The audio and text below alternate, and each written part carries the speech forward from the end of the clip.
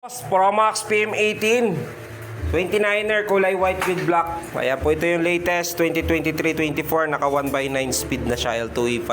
Ayan, papakita ko sa good condition, walang gas-gas or any dent sa kanyang frame. Okay, so finish yan. Ayan, papakita ko sa inyo yung nakato, no? 1.9 speed.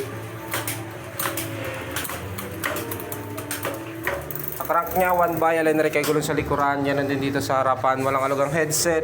Ganun din yung kanyang crank. Okay, ngayon papakita ko sa yung fork niya. May lockout, bouncing. Kasi ito wala. Mamaya pa mag-update ako pag ay nakabalot na. Yan, Promax PM18 29er 7,100 with 5 freebies, glove tube, machine guard, arm slip, taillight. Ito na order nyo, Promax PM18. Okay, kung mapapansin nyo yan, nakabalot na ng maigi para may iwasan yung gas-gas.